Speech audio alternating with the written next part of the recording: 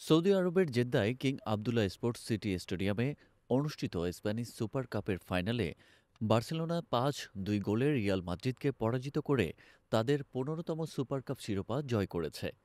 ম্যাচের শুরুতে Real Madrid এগিয়ে গেলেও বার্সেলোনা দ্রুত সমতা ফেরার এবং প্রথমার্ধেই ৪-১ ব্যবধানে লিড নেয়। দ্বিতীয়ার্ধের রাফিনহার জোড়া গোল এবং আলেজান্দ্রো বালদের অসাধারণ পারফরম্যান্সে বার্সেলোনা তাদের জয় নিশ্চিত করে। এমবাপ্পের গোলের আগেও বার্সেলোনা দুবার গোল করার সুযোগ পেয়েছিল, কিন্তু রিয়াল মাদ্রিদের গোলরক্ষক থিবো কুর্তুয়া নিশ্চিত দুটি গোল বাঁচিয়ে দেন। ২২ মিনিটের মাথায় আর পারেননি। লামিনে ইয়ামাল মাদ্রিদের তিনজন ডিফেন্ডারের মাঝখান থেকে যে জায়গা থেকে বল জালে জড়ালেন, সেখানে পৌঁছানো সম্ভব ছিল না কুর্তুয়ার।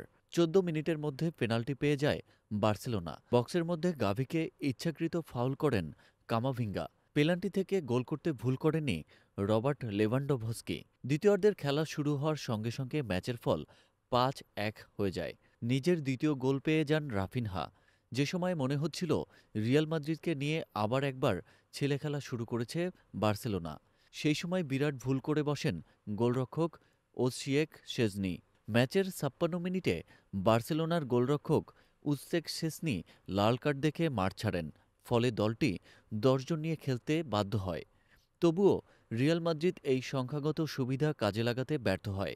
এই জয়ে বার্সেলোনা কোচ হ্যান্সি ফ্লিকের অধীনে প্রথম ট্রফি জিতল, যা দলের জন্য একটি গুরুত্বপূর্ণ মাইলফলক।